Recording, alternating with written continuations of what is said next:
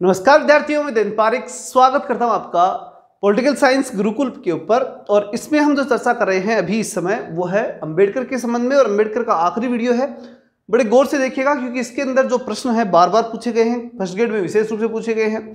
ठीक, क्या है गांधी और कांग्रेस के प्रति जो अंबेडकर का दृष्टिकोण है, गांधी जी के बारे में और कांग्रेस के बारे में अंबेडकर ने क्या सोचा था, क्या कहा था।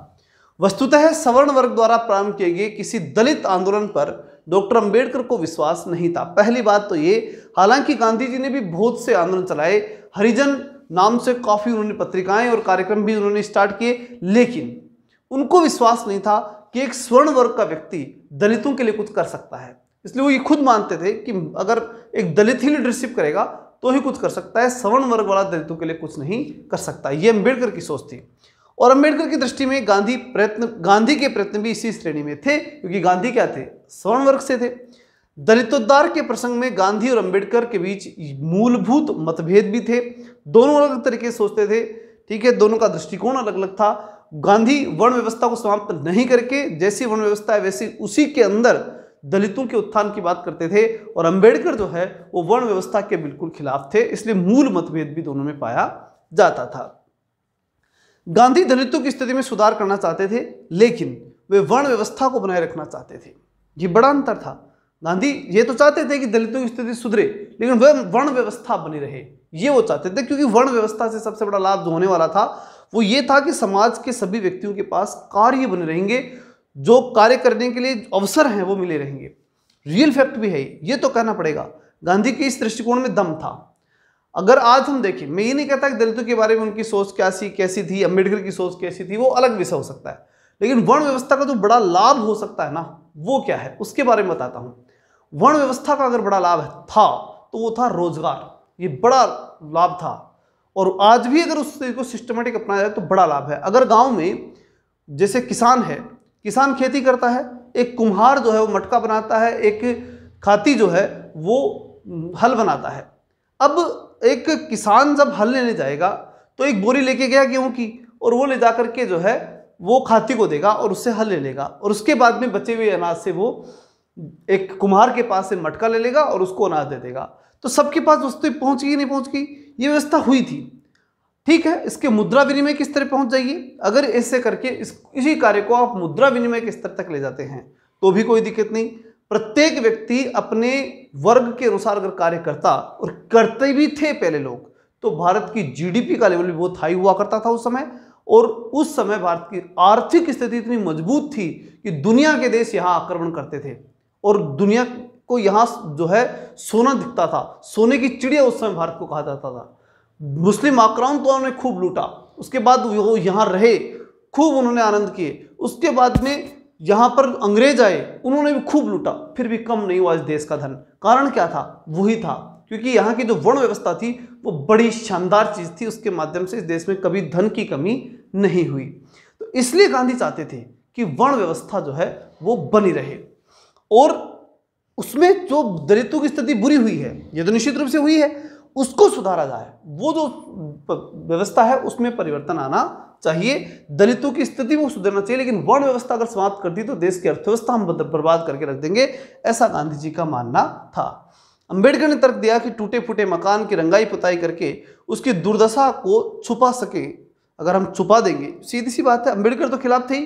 तो अंबेडकर ने कहा कि मानो आप ये कह रहे हो कि वर्ण व्यवस्था रहेगी और उसमें से दलितों का सुधार करेंगे, मतलब एक मकान का ढांचा है वो पूरी तरह से बिखरा पड़ा है, क्योंकि दलितों का एक, भाई अगर मकान को आप पूरा समाज मानेंगे, पूरा वर्ण मानेंगे, तो दलितों की स्थिति खराब है, इसका मतलब वो मकान जर्जर है। अब उसको टूटे फूटे को अगर आप रंगाई पुताई करके बेस्ट करना चाहो तो क्या वो मकान सही हो जाएगा? नहीं होगा। ये कौन सोचता था? अंबेडकर। इस प्रकार गांधी जी की बात का अंबेडकर ने उत्तर दिया था। क्या दिया था? उन्होंने तर्क दिया था कि टूटे फूटे मकान की रंगाई पुताई करके उसकी दुर्दशा को छुपा तो सकते हैं लेकिन सुधार नहीं सकते। तो ये इनमें मूलभूत अंतर था, किसमें? गांधी और अंबेडकर में, वर्ण व्यवस्था को लेकर के। ये ध्यान रखना, गांधी वर्ण व्यवस्था के तहत दलितों का उद्धार चाहते थे, और अंबेडकर वर्ण व्यवस्था समाप्त करके और दलितों का उद्धार चाहते थे। और चूंकि हिंदू धर्म में वर्ण व्यवस्था समाप्त हो नहीं पाई, इसलिए उन्होंने फिर बौद्ध धर्म ही अपना लिया। ऐसी हालत में उसे गिराकर नया मकान बनाना ही होगा। अंबेडकर वर्ण व्यवस्था को दलितों की अमानवीय स्थिति का मूल कारण मानते थे। वर्ण व्यवस्था ही सब कुछ है, इस व्यवस्था ने ही दलितों को अमानवीय स्थिति में पहुंचा दिया, ऐसा अंबेडकर का मानना था। और उनका विचार था कि जब तक वर्ण व्यवस्था यानी जातीय व्यवस्था का अंत नहीं होगा तब तक दलितों की स्थिति में सुधार संभव नहीं है। हकीकत लेकिन कुछ थोड़ी सी अलग भी है। अगर आपको ये कहा जाए या किसी भी वर्ण को ये कहा जाए, कोई भी वर्ण हो, कि आप अपने वर्ग को छोड़ दो, चाहे वो ब्राह्मण हो, उसे कहोगे तुम ब्राह्मण जाति छोड़ो और कोई सी जाति अपना लो, संभव है क्या? नहीं। इसी प्रकार SC ST को भी जाकर के कह दो, उनको ये कहो कि आपको आज से ब्राह्मण घोषित किया जाता है, आप स्वीकार करते हो क्या? नहीं करेंगे। पहली बात तो उनके आरक्षण ही सामने आ जाएगा कि उनको आरक्षण का नुकसान हो जाएगा। दूसरी बात, वो नहीं करते, ऐसा कोई नहीं करता।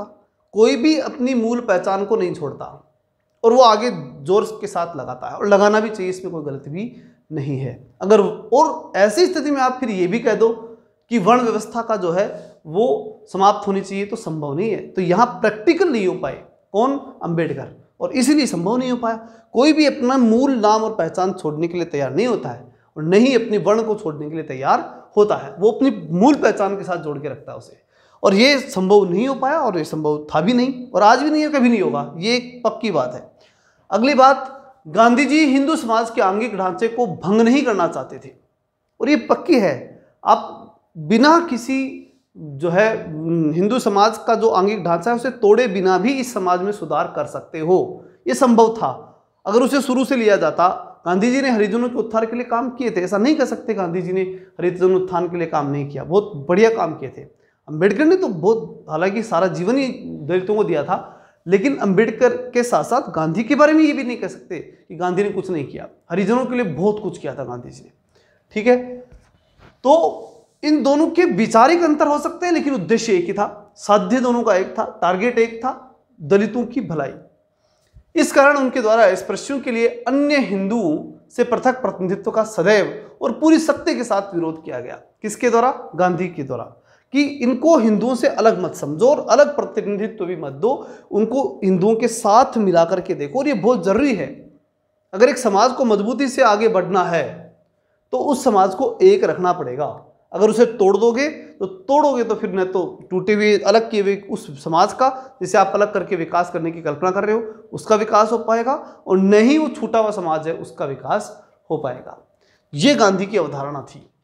सन 1932 के मैकडोनाल्ड पंचाट में जब अस्पृश्यों को सवर्ण हिंदुओं से पृथक प्रतिनिधित्व प्रदान किया गया, अब 32 में आए सांप्रदायिक पंचाट। जो मेन काम क्या था इसका? 1932 का मैकडोनाल्ड पंचाट चाहता क्या था?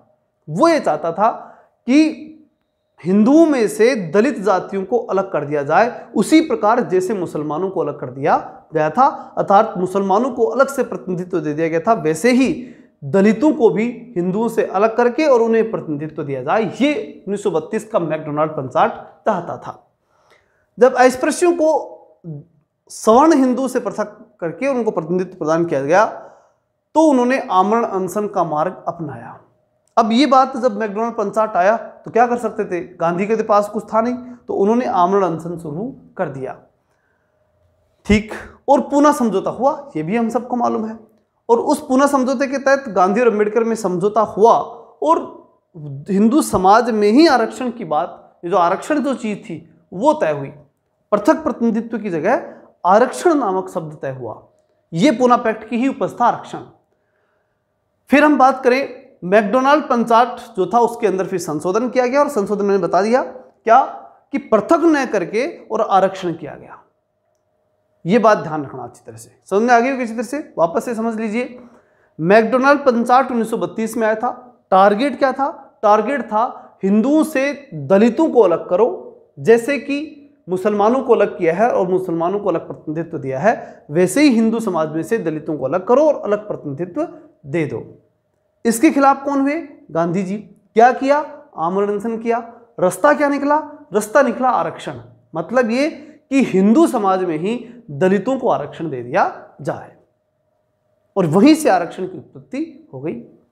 अगली बात, डॉक्टर अंबेडकर अपने सार्वजनिक जीवन के लगभग प्रारंभ में ही अस्पृश्यों के लिए सवर्ण हिंदुओं से पृथक प्रतिनिधित्व की स्थिति को प्राप्त करने के लिए प्रयत्नशील रहे। कौन?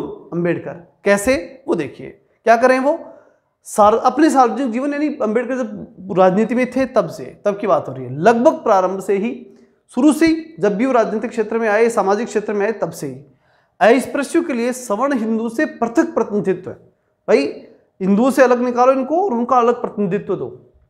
और इसीलिए अंबेडकर क्या बन गए, उन अस्पृश्यों के और दलितों के क्या बन गए, वो नेता बन गए, क्योंकि उनको फिर वो पर्सनली उनसे अटैच कर पाए अपने आप को। तो इस प्रकार से अलग प्रतिनिधित्व की स्थिति प्राप्त करने के लिए प्रयत्नशील रहे और उन्होंने पुनः समझौते पर परिस्थितियों के दबाव में आकर के हस्ताक्षर किए। परिस्थितियों के दबाव में आ गए और मानना पड़ा कि भाई छवि खराब हो रही थी अंबेडकर की, कि अगर ये गांधी जी आमरण अनशन के कारण मारे गए या मर गए तो ऐसी स्थिति के अंदर अंबेडकर जिंदगी भर यानी इतिहास में बदनाम हो जाएंगे। इसलिए अंबेडकर ने जो है दबाव में आकर के फैसला किया था। अंबेडकर जातिगत विभेद को स्वराज से अधिक प्राथमिकता देते थे। ये बड़ी महत्वपूर्ण बात है। अंबेडकर स्वतंत्रता चाहते थे या जातियों का अंत या जातियों में विभेद समाप्त चाहते थे, ये बड़ी बात है। वापस से सुनना, अंबेडकर की इन दो बातों में बड़ा अंतर था। क्या, अगर पूछा जाए आपसे कि अंबेडकर जो है वो जातियों का विभेद चाहते थे या स्वतंत्रता चाहते थे, तो निश्चित रूप से मान के चलिएगा अंबेडकर का स्वतंत्रता पे कोई ज्यादा फोकस नहीं था, उनका सीधा फोकस किससे था, जातिगत विभेद से। ठीक, तो अंबेडकर जातिगत विभेद को स्वराज से अधिक प्राथमिकता देते थे और इस बात पर अंबेडकर के गांधी जी और कांग्रेस से पूरे मतभेद थे, क्योंकि कांग्रेस और गांधी को स्वतंत्रता चाहिए थी और अंबेडकर को स्वतंत्रता से लेना देना नहीं था, उसको ज्यादा जाति का विभेद खत्म हो इस बात से लेना देना था। अंबेडकर ने कांग्रेस को सदैव ही ऐसा मध्यम वर्गीय संगठन कहा जिससे दलितों के हित में किसी सारभूत कार्य की आशा नहीं की जानी चाहिए। उन्होंने कहा कि कांग्रेस से ज्यादा आशा मत करो, ये मध्यवर्गीय संगठन है।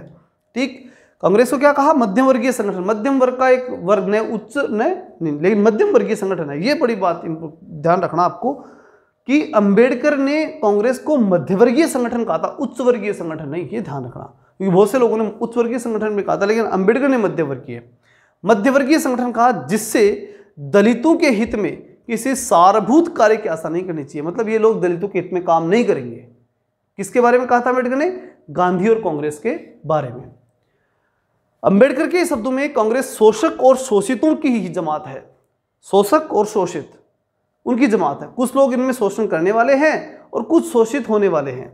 ठीक, उनकी जमात है। यह जमात राजनीतिक स्वतंत्रता प्राप्त करने के लिए, ठीक है, ये लोग कांग्रेस वाले राजनीतिक स्वतंत्रता दिला सकते हैं, लेकिन समाज का नवीनीकरण करने के लिए तनिक भी ठीक नहीं है। लेकिन समाज की समस्याओं को, सामाजिक असमानताओं को ठीक कर देंगे, ये संभव नहीं है। एक अन्य प्रसंग में उन्होंने कहा था, ये लाइन बहुत इंपॉर्टेंट है, एग्जाम में खूब आती है, इसको ध्यान रखना। क्या कहा था उन्होंने, कांग्रेस मध्यवर्गीय हिंदुओं का एक संगठन है। मध्यवर्गीय हिंदुओं का एक संगठन है, ये लाइन बार बार आती है। किसने कहा था, कांग्रेस के बारे में किसने कहा था कि कांग्रेस मध्यवर्गीय हिंदुओं का संगठन है, तो ध्यान रखिएगा ये किसने कहा था, अंबेडकर ने। अगला आता है जिसमें, और उस मध्यवर्गीय संगठन में क्या, जिसमें आर्थिक सहायता पूंजीपति हिंदू करता है। पैसे तो कौन देता है, पैसे वाला हिंदू वर्ग। ठीक, इसका कार्य भारत को स्वतंत्र कराना नहीं वरन अंग्रेजों से शासन की बागडोर अपने हाथ में लेना है। उनका सीधा सीधा कहना था अंबेडकर का, क्या, कि ये जो कांग्रेस, जो मध्यवर्गीय हिंदुओं का संगठन है ना, इस मध्यवर्गीय हिंदुओं के संगठन के अंदर पैसे पहुंचाता है उच्च वर्गीय पैसे वाले लोग, और वो इसलिए पहुंचाते हैं कि कांग्रेस वाले कैसे भी लड़ झगड़ करके स्वतंत्रता ले लें, और जैसे स्वतंत्रता लेंगे अंग्रेजों से सत्ता सीधी अपन हाथ में ले लेंगे, यानी पैसे वाले उच्च हिंदू वर्ग अपने हाथ में उस सत्ता को ले लेंगे। ऐसा उनका टारगेट था। इस प्रकार कांग्रेस का जो टारगेट था गांधी के, अंबेडकर के अकॉर्डिंग, वो ये था कि अंग्रेजों से स्वतंत्रता प्राप्त करके अपने हाथ में ले लेना। ठीक, उच्च वर्गीय हिंदू वर्ग संगठन, मध्यवर्गीय के माध्यम से, कांग्रेस के माध्यम से उच्च वर्गीय हिंदू अपने हाथ में सत्ता लेना चाहता था। ये कौन कह रहा है, अंबेडकर। क्लियर है। अगली बात, जहां गांधी जी शक्ति के विकेंद्रीकरण, पंचायती राज के समर्थक थे, वो चाहते थे शक्ति अब बटे, पंचायतों तक शासन व्यवस्था चले और पंचायतों से ही देश चले, राज्य नामक संस्था ही न हो। वहां अंबेडकर बिल्कुल देश की एकता और अखंडता के लिए और एकात्मक शासन प्रणाली चाहते थे और ग्रामीण शासन बिल्कुल नहीं चाहते थे। मतलब गांधी विकेंद्रीकरण चाहते थे और अंबेडकर एकात्मक व्यवस्था कह सकते हैं केंद्रीकरण, उल्टा, दोनों एक दूसरे के उल्टे चलते थे। गांधी के अकॉर्डिंग गांवों के अंदर देवता निवास करते और अंबेडकर के अकॉर्डिंग गांव में जो है दलितों का शोषण इतना ज्यादा होता है कि वो नर्क बन गए हैं। दोनों में बिल्कुल एकदम डिफरेंट था। इसलिए अंबेडकर शहरों का समर्थक था और गांधी ग्रामीण शासन का समर्थक थे। ये दोनों में अंतर इस प्रकार का पाया जाता है। आगे बढ़ते हैं अपन। जहां गांधी जी शक्तियों के विकेंद्रीकरण क्लियर हो चुका। अगला प्रश्न है अंग्रेजों अंबेडकर के अनुसार, आगे बात आती है अंबेडकर के अनुसार गांव को शासन की इकाई बना देने से, जो कि गांधी चाहते थे कि गांव को क्या बना दिया जाए, शासन की इकाई। ऐसा कर देने से व्यक्ति का अस्तित्व दब जाएगा। हमारे गांव तो जहालत, तंगदिली और संप्रदायवाद के अड्डे हैं। ये अंबेडकर कह रहे हैं कि अगर उनको आप शासन का केंद्र बना दोगे, जो कि गांधी चाहते थे कि पंचायती राज को ही शासन का सब कुछ बना दिया जाना चाहिए, अगर ऐसा बना दिया गया तो फिर तो सब कुछ बर्बाद हो जाएगा। कौन कह रहा है? अंबेडकर। क्यों? क्योंकि वो कहते हैं कि हमारे गांव कैसे हैं, जहालत में जीवन जी रहे हैं, तंगदिली है उनके पास, यानी खुला दिल नहीं है, और संप्रदायवाद के अड्डे बने हुए हैं। इसलिए गांवों को शासन देना बहुत गलत होगा। ये कौन कर रहे हैं? अंबेडकर। और गांधी गांव में शासन देना चाहते हैं। ये बड़ा अंतर है उनके बीच।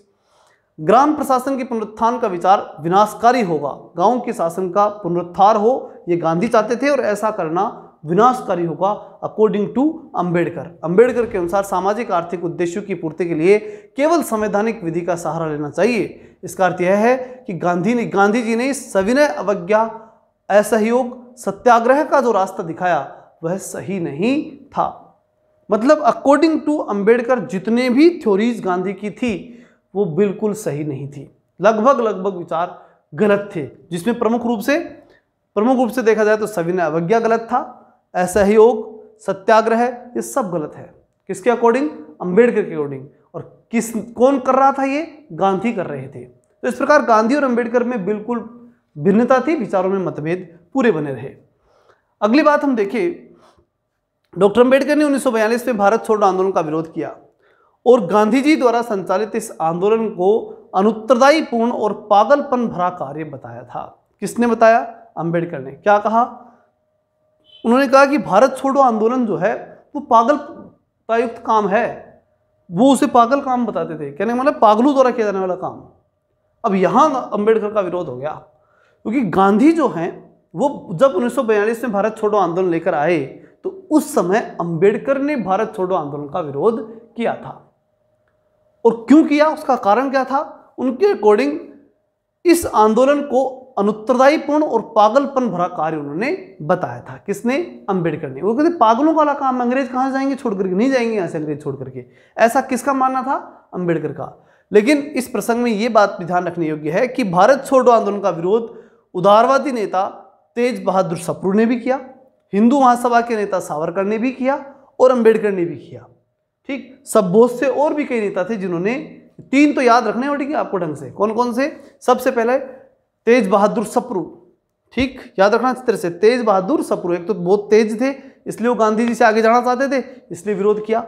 दूसरा सावरकर और अंबेडकर, दोनों में कर लगा हुआ है, वो ध्यान रखना। सावरकर, अंबेडकर और तेज बहादुर सप्रू, ये तीन व्यक्ति ऐसे थे जो कि महात्मा गांधी के भारत छोड़ो आंदोलन के विरोध में खड़े थे।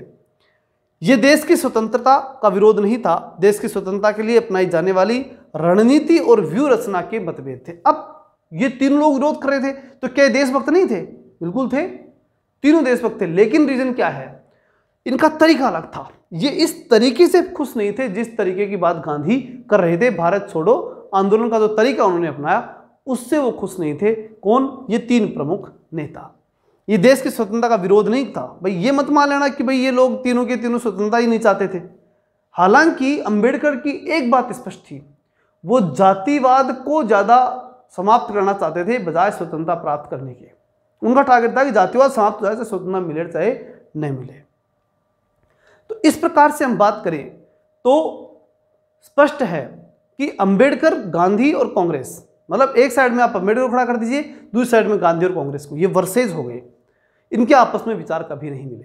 ठीक, और एक बात और आपको विशेष ध्यान रखनी है कि यहां से प्रश्न निश्चित रूप से आता है, इसलिए मैंने छोटा लेकिन बड़ा ही महत्वपूर्ण वीडियो बनाया है। इसको आखिरी तक कम से कम 3-4 बार देख के जाना, इस बात को अच्छी तरह समझ के जाना कि क्या क्या डिफरेंस है अंबेडकर और गांधी में। 2 बार जो है एग्जाम में बार बार लगातार कंटिन्यूसली प्रश्न पूछा गया और यहीं से प्रश्न आ रहा है, इसलिए इस बात का विशेष ध्यान रखें क्योंकि इसमें एक चक्कर हो जाता है। गांधी और अम्बेडकर दोनों को एक प्रश्न ने पूछ लिया, एक ही प्रश्न बनाना पड़ा, गांधी की जानकारी भी मिल गई और अम्बेडकर की भी। अगले ने एक प्रश्न से 2 चीजें आपसे जान ली, इसलिए इसमें से प्रश्न ज्यादा पूछा जाता है, इसलिए इसको अच्छे से तैयार रखें। चलिए नए विचारक के साथ कल मिलते हैं, तब तक के लिए जय हिंद जय भारत।